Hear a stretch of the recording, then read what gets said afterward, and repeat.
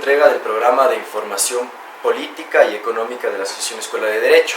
Lo que pretendemos es mediar desde la academia para que se puedan hacer aportes técnicos que enriquezcan el debate público. El día de hoy nos encontramos con el economista Pablo Dávalos. Él es un reconocido catedrático de la Pontificia Universidad Católica del Ecuador, específicamente de la Facultad de Economía. Es claro que el país atraviesa una contracción económica impulsada sobre todo por la depreciación del precio del petróleo y el avalúo del dólar.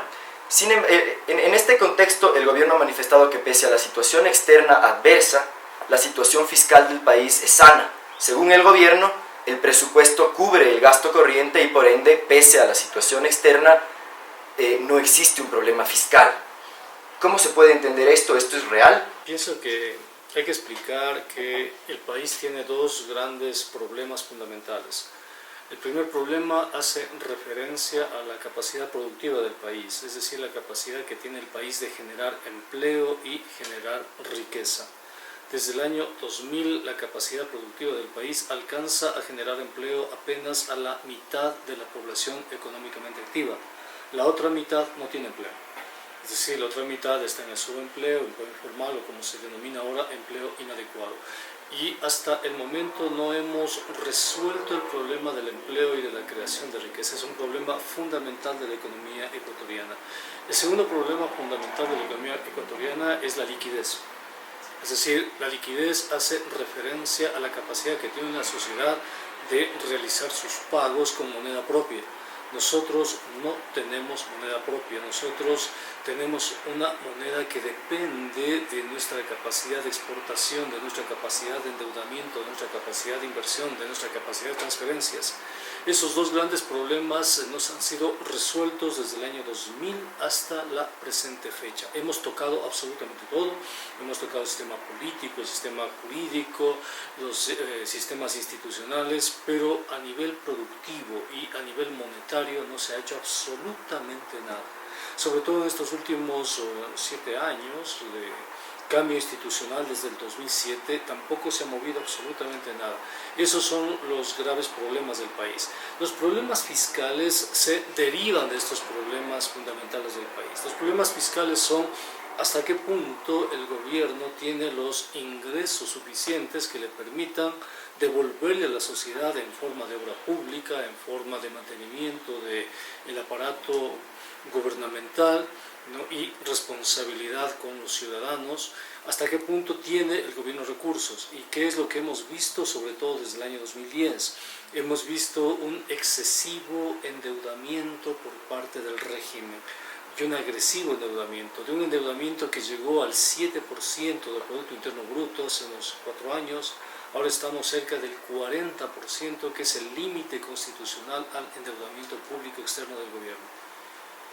Precisamente respecto al endeudamiento, el gobierno ha señalado en varias ocasiones que pese a que ha incrementado considerablemente el valor nominal de la deuda, la relación PIB-deuda, la relación porcentaje de deuda-PIB se mantiene en niveles sanos. Según el gobierno, existe, mientras el nivel de deuda no supera el 50%, es una deuda perfectamente, digamos, manejable. ¿Esto es así desde un punto de vista técnico o nos podría traer problemas en el futuro? El problema es que el gobierno cada vez de su presupuesto estatal va a dedicar mayores recursos al pago de la deuda. Es decir, si tú tienes una deuda y del conjunto de la deuda tú puedes destinar solamente un porcentaje al pago de la deuda y el resto te queda para tus propias actividades, la deuda es sostenible. Pero si poco a poco lo que tienes que pagar por deuda empieza a incrementarse cada vez más, la deuda no es sostenible. En este caso, el Ecuador está pagando por concepto de servicio de la deuda cantidades cada año más significativas, cada año más grandes. Al ritmo de endeudamiento que vamos, es probable que de aquí a fines de año terminemos pagando por servicio de la deuda cerca de 9.000 millones de dólares, es decir, alrededor de una cuarta parte del presupuesto nacional.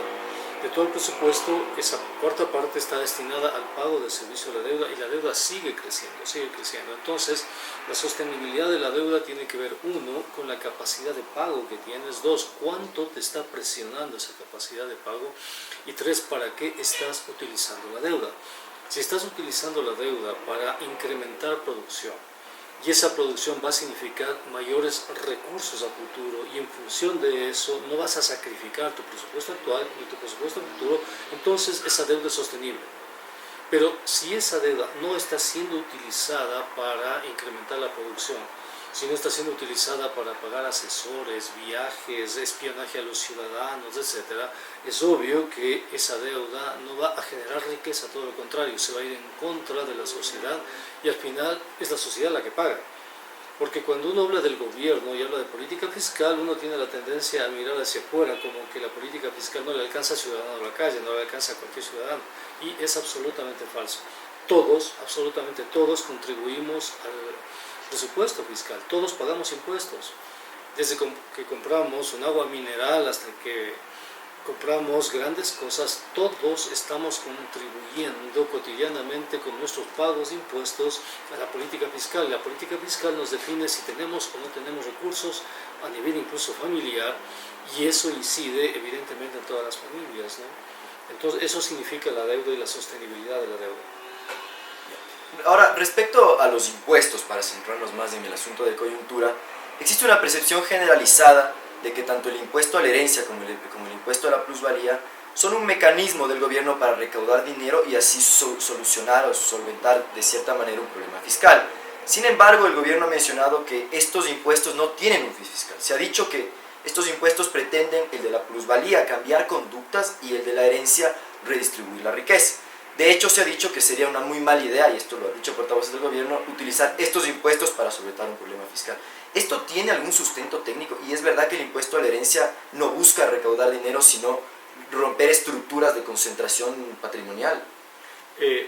Digamos, lo que dice la técnica económica, lo que dicen los textos económicos, que son parte del consenso universal. Todo impuesto, absolutamente todo impuesto tiene que ver con política fiscal. O sea, no hay impuesto fuera de la política fiscal. Todo impuesto incide de una u otra manera en la relación ingreso, consumo, gasto de las familias y de las personas, por concepto, aunque el impuesto sea pequeñito o si es grande. Existen tres tipos de impuestos en la sociedad básicos. El primer impuesto es el impuesto al ingreso. Ese impuesto se llama directo porque mientras más sube tu ingreso, más es tu responsabilidad fiscal.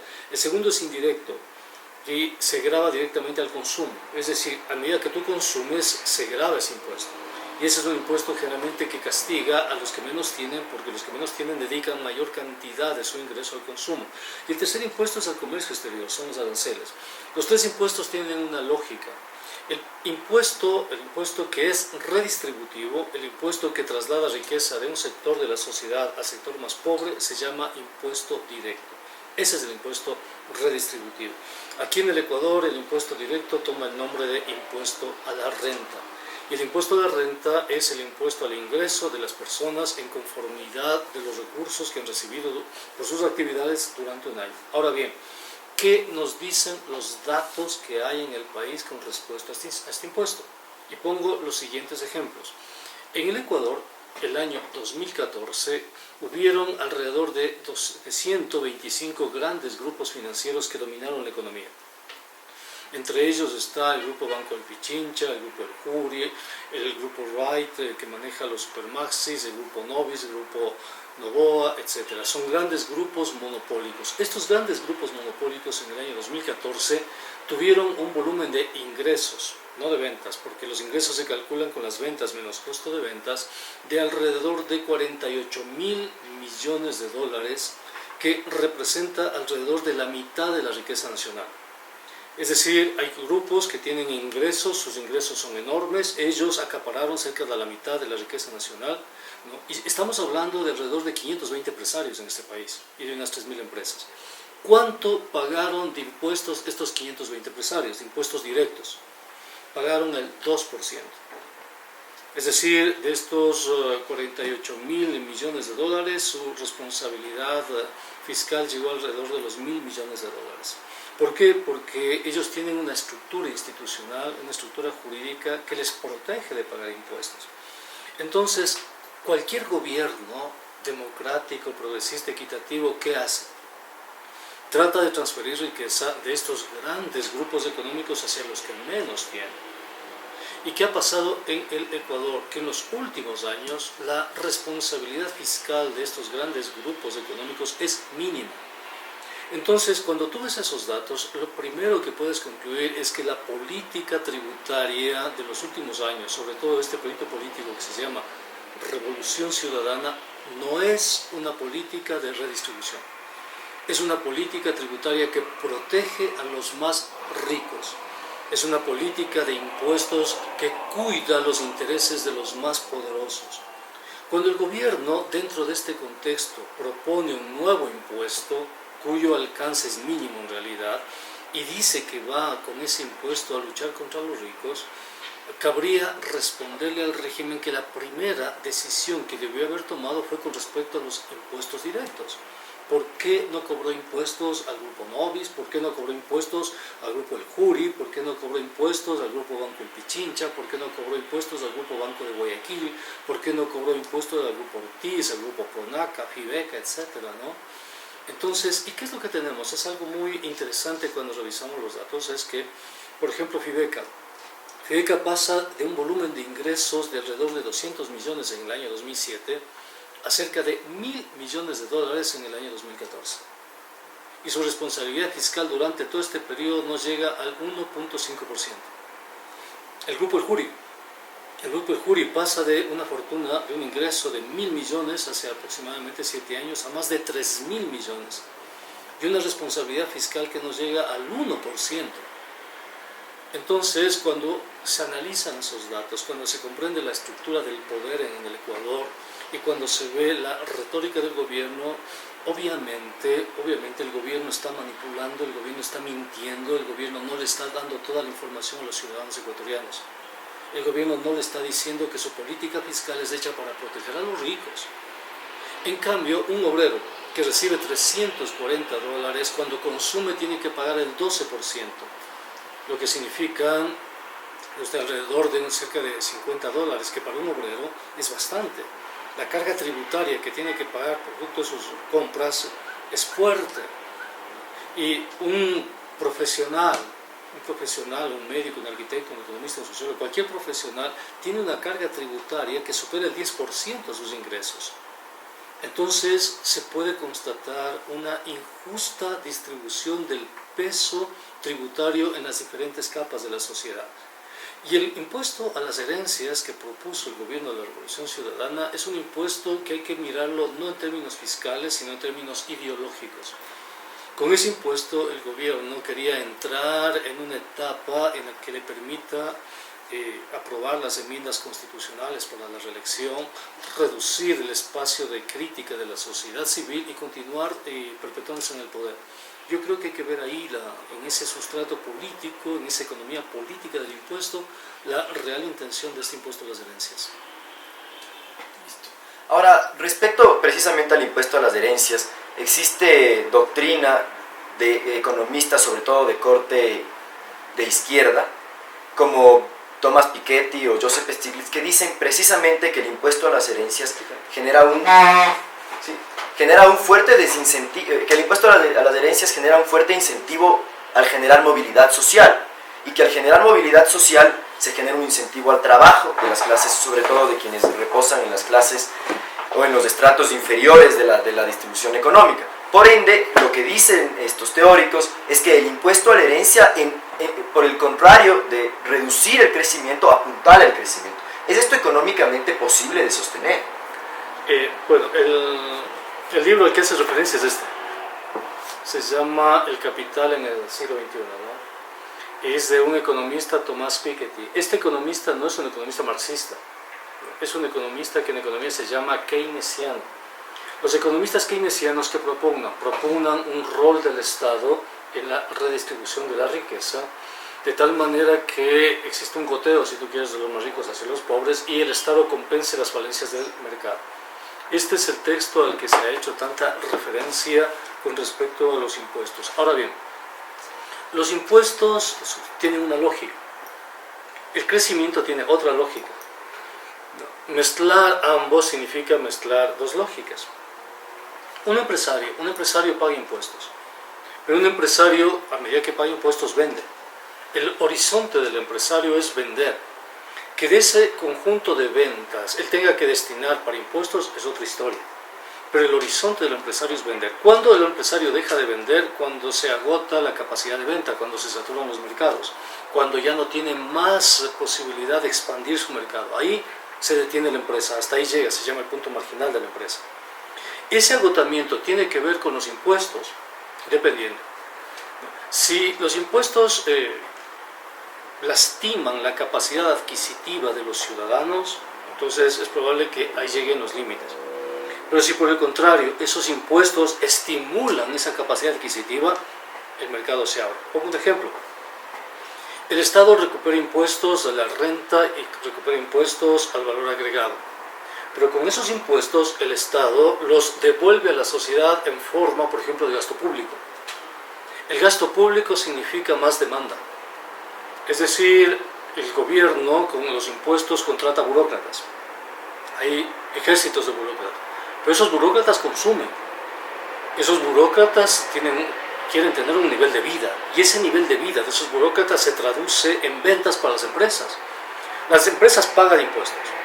Pero si el Estado incrementa esos gasto público, entonces ahí se expande el mercado. Las empresas pagan impuestos, pero al mismo tiempo se expande la capacidad de venta y se expande la economía.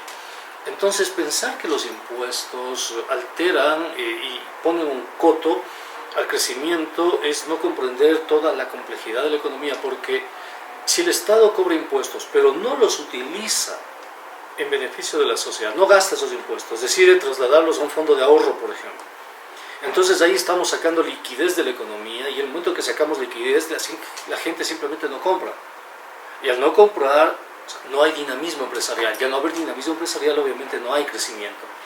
¿Qué significa eso entonces? Que hay que ver de otra manera los impuestos, hay que verlos al interior de ese complejo juego de fuerzas, de relaciones de poder y contrapoder en la sociedad. Entonces lo que puede verse con la intención gubernamental, más allá de estimular el crecimiento, redistribuir la riqueza, es tener un argumento político en un contexto de desgaste político. Porque estamos hablando de un gobierno que tiene un presupuesto sobre los 30.000 millones de dólares. Y estamos hablando, en el caso del impuesto a las herencias, de un impuesto que nos llega a darle al gobierno más allá de 40, 50 millones. O sea, no hay relación alguna entre 50 millones y 3.000 millones. Entonces, toda la movilidad social que se produjo en el Ecuador fueron por 50 millones de dólares.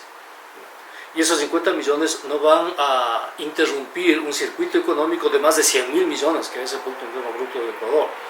Es decir, con ese impuesto a las herencias los exportadores van a seguir exportando, los importadores van a seguir importando, los industriales van a seguir produciendo. Entonces hay un juego complejo que es necesario visualizarlo para comprenderlo en su totalidad. Economista, si bien son dos lógicas distintas, el tema del crecimiento y el del impuesto, desde las posiciones liberales, por ejemplo, sustentadas económicamente por gente que pertenece, entre otras, a la Escuela de Chicago, se ha dicho siempre que el coste de tomar políticas redistributivas es demasiado alto en relación al crecimiento. Lo que se ha dicho es que este coste desincentiva, por este juego de incentivos y desincentivos, entonces lo que se dice es, al desincentivar la acumulación, se desincentiva la producción, ¿verdad? Si se desincentiva la producción, se desincentiva la oferta, y si se desincentiva la oferta, se desincentiva el trabajo. La respuesta, la pregunta más concreta, desde el punto de vista de Pablo Dávalos, ¿el impuesto a la herencia va a ir en contra del crecimiento del país o va a tener fines redistributivos? ¿O simplemente es un juego político? No sé. ¿Cuál es el motor económico del país? El motor económico del Ecuador se llama petróleo. O sea, ¿por qué crece el Ecuador? Porque crece el precio del petróleo. Si el precio del petróleo baja, la economía del país baja. Igual en el caso de Chile, el crecimiento de Chile es por el precio del cobre. En el caso de Bolivia es el estaño, el cobre y el gas. En el caso de Argentina es la soya. En el caso del Ecuador, digamos, incrementamos el precio de las herencias de acuerdo a esta ley, y a medida que va incrementando la cantidad a ser heredada, se incrementa el impuesto. ¿En qué afecta el impuesto a las herencias a las exportaciones de petróleo? ¿Cuál es la afectación real?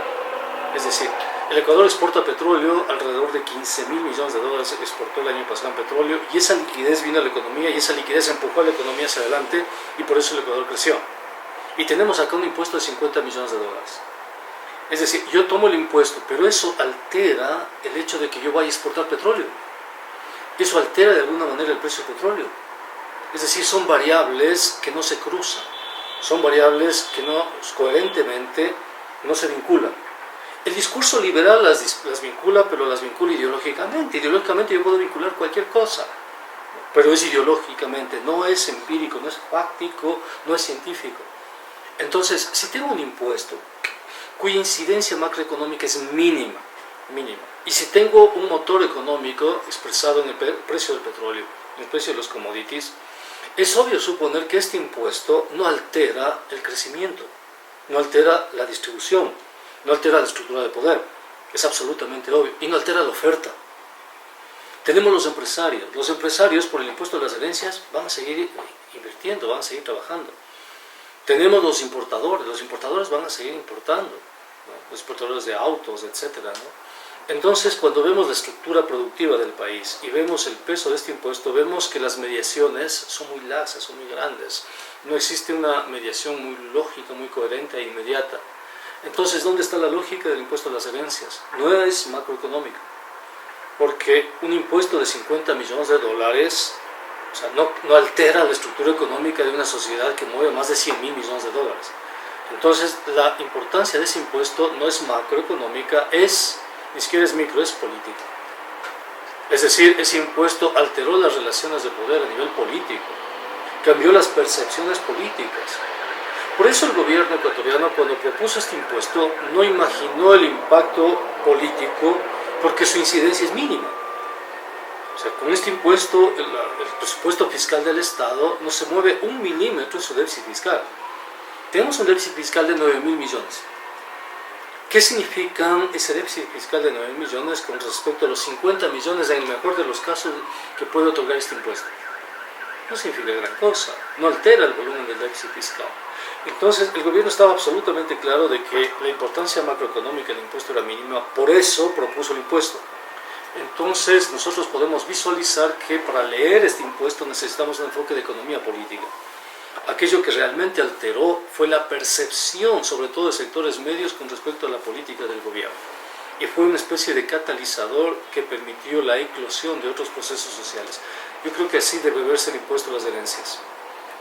Bueno, economista, a pesar que nos queda poco tiempo para no dejar fuera uno de los temas por los que veníamos, vamos a introducirnos brevemente en el tema del impuesto a la plusvalía. El gobierno ha dicho que el fin del impuesto a la plusvalía es alterar concretamente una conducta, es decir, dice que con este impuesto desincentiva la especulación con la propiedad inmobiliaria.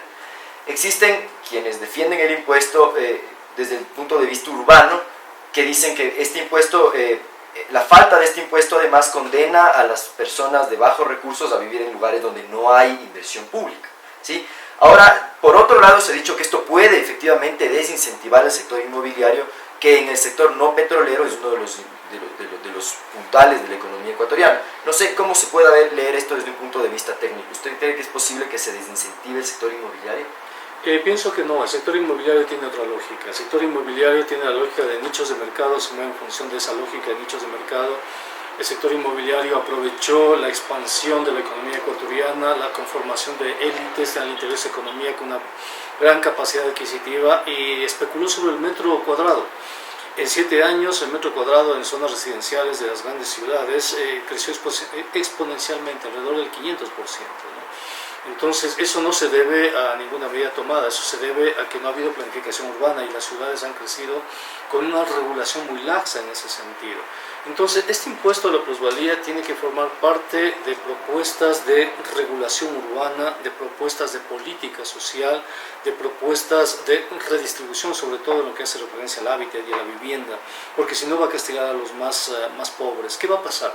Las empresas constructoras, que son las que se mueven en la lógica de la acumulación de plusvalía inmobiliaria, van a seguir en esa lógica. Lo que van a hacer es trasladar el precio del impuesto al consumidor. Es decir, va a ser una externalidad que se traslade directamente al consumidor. Si antes un metro cuadrado, en un sector que no tenía obra pública, costaba 100, la obra pública incrementa ese metro cuadrado a 500, pero el impuesto lo incrementa a 700, el precio de mercado será 700 y quien asumirá el impuesto no será el constructor, será finalmente el cliente, el consumidor, la persona que tiene capacidad de pago para tener acceso a un determinado bien inmobiliario. Entonces aquí podemos ver también una improvisación. Si este impuesto venía acompañado de políticas de regulación urbana, era otra historia. Estamos hablando de controles regulatorios a las burbujas inmobiliarias, que es importante hacerlo además. Pero si este es un impuesto hecho sin coherencia, sin lógica, distorsiona los mercados. Y finalmente quienes van a pagar van a ser clientes, consumidores, y en esa cadena finalmente van a pagar los más pobres. ¿Por qué? Porque los precios de los arriendos, los precios de los terrenos, los precios de las casas en los sectores pobres, en este proceso que los economistas llamamos renta diferencial, van a subir de precio para compensar justamente los precios altos. Lo más probable es que pase eso. Le agradecemos, economista, por la entrevista. Antes de cerrar, no sé, un mensaje final, la perspectiva de la economía, que es algo que nos interesa a todos en estos momentos. Desde su perspectiva, ¿se viene una crisis? ¿Existe motivos de preocupación o el problema externo, más allá del problema externo, el país podrá seguir, digamos, en una situación estable? Mira, a mí lo que me asombra es el hecho de que las sociedades estemos todavía trabajando conceptos que le hacen daño a la sociedad, como el concepto de crecimiento económico. Yo creo que debemos leer la encíclica del Papa y leerla seriamente. La encíclica del Papa, la última encíclica, el Alabado sí, que hace referencia a la responsabilidad humana con el planeta. A mí no me asusta la crisis económica, no me asusta para nada. Lo que sí me asusta como economista es el daño que los seres humanos estamos haciendo al planeta Tierra a nombre del crecimiento económico.